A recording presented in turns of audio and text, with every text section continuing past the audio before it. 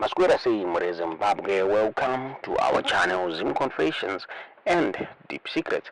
Kana kari kutanga kukuya paneno channel, please don't forget to subscribe. Kana uchikuagara uka subscribe, but don't forget to comment and share this video. Nasi mwana Zimbabwe takigira nyaya kupisa nyaya netsa nyaya yekudzima kwaira Magetsi mu the new parliament. Hapo vamutilinube the finance minister vai announce the national budget for Zimbabwe. Yazinopera mushe ndofunga vamutilinube panguva kupedzesa his presentation. Magetsi akakata vanhu vakawanda vakabuda vachitaura ivo vachiti vaMnangagwa vasangana neload shedding iri kusanganikwa nemaZimbabweans akawanda zvinzi at least he faced it directly and face to face. Hazinopera mushe zvakare ndofunga takaona president Emerson Mnangagwa vachiescortwa nesecurity yavo.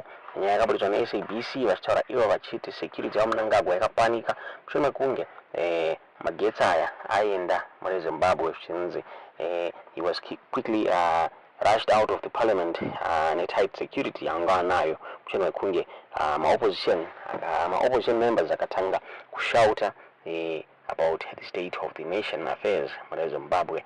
So vamajaira swabuda vachitaura ivo vachita zvinomira mushe after power cut iyoyo yakaitika in the new parliament building hanzi zvinomira mushe hanzi it appears as if this was stage managed to create the basis for targeting certain people. Zvinzi pane vanhu vakatargetwa vachafira nyaya iyoyi muri Zimbabwe. Vakabuda vamajaira vakataura vachiti witch hunting has begun after power cut in the new parliament of Zimbabwe left Mnangagwa, who is dark in complexion, unrecognizable.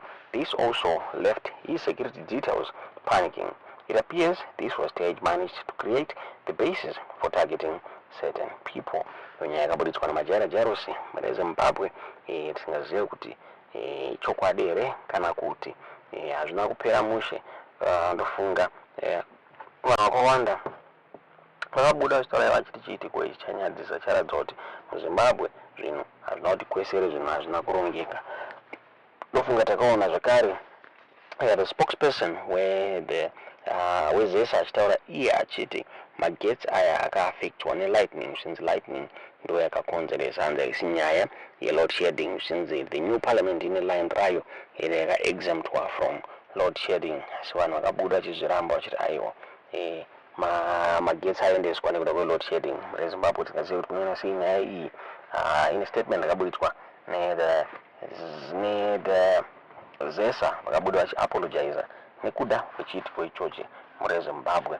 Nyaya yakaburitswa neZimlive vachitaura ivo vachiti President Emerson Mnangagwa was seen exiting the chamber amidst the chaos, while opposition MPs seized the moment to voice their anger, chanting state of affairs. Their protest echoed the frustration of millions of Zimbabweans who endure daily power cuts. The power crisis, which has gripped the country for years, is attributed to declining generation capacity at Kariba and Wanke power stations, coupled with challenges in importing electricity from neighboring countries. ZESA has implemented stringent load-shedding schedules, with some areas going without electricity for as long as 12 hours a day. In a statement, ZESA apologized for the outages, explaining that the measures are necessary to balance limit supply with growing demand. However, citizens and businesses alike are struggling to cope. The prolonged power cuts have disrupted industries, affected small businesses, and left households in dire straits. Economic analysts warn that without urgent interventions, the electricity crisis will further stifle economic growth. Meanwhile, the opposition continues to pressure the government, demanding a comprehensive plan to resolve the issue. As the lights flickered back on after the parliamentary blackout, many Zimbabweans were left pondering the grim reality of the country's power challenges and the urgent need for sustainable solutions. The maburitsiro akaitwa nyaya iyi muri Zimbabwe tisingazive kuti panoona sei nyaya iyi zvanyadzisa. Tinokuratidzai picture Magetsi achienda the parliament yeZimbabwe. Zvinomira mushe mamadza zvamuri kufunga pamusoro penyaya iyi mucomment section.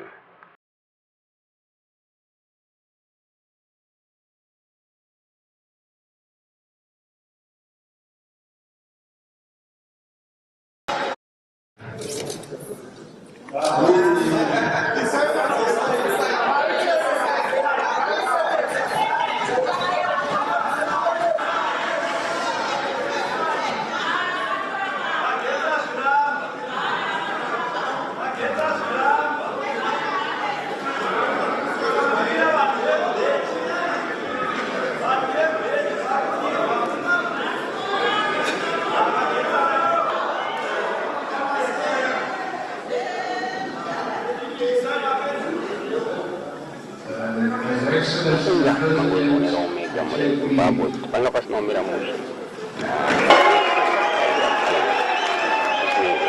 so yabuda ichitaura pamusoro penyaya iyoyi wataura ivo vachiti this blackout yakonzereswa nelightning yaitika since the parliament ine dedicated line iyo isingaite load shedding, and so paitika lightning yakonzeresa kuti magetsi aende tisingazoti nyaya chokwadere kana kuti the same live wabuda achitaura pamusoro penyaya achiti electricity went off, plunging parliament into darkness as finance minister Mnangagwa was concluding his 2025 national budget speech on Thursday.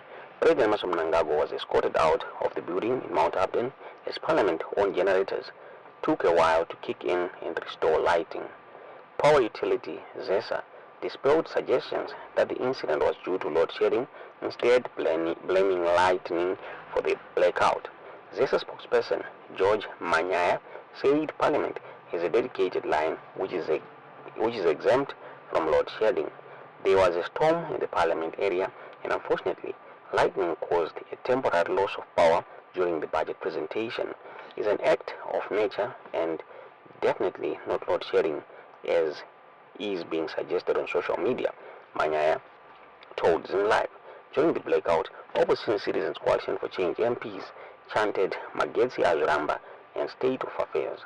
One MP shouted, "The House is under attack." Zimbabweans are enduring power cuts lasting up to 18 hours daily as ZESA struggles to meet demand. Low water levels at Kariba have forced the power utility to reduce generation. Aging thermal power stations at Wange are becoming unreliable. Data from ZESA subsidiary, the Zimbabwe Power Company, showed that the country was generating 1,083 megawatts of power on Wednesday against a national demand of about 2,000 megawatts. Nube told Parliament that the power deficit was weighing down on production and the competitiveness of the economy. During 2025, power generation is expected to increase by 10.6%, reaching 10,000 gigawatts against projected demand of 19,000 gigawatts. This power growth will be anchored by expected reliable performance of Wange Unit 7 and 8, as well as expected additional output from renewable energy by independent power producers. Ngube said ndo mabuditsiro aitwa nyaya iyi. Tisingazive kuti imi munoona sei nyaya idzi zvamunofunga mu comment section.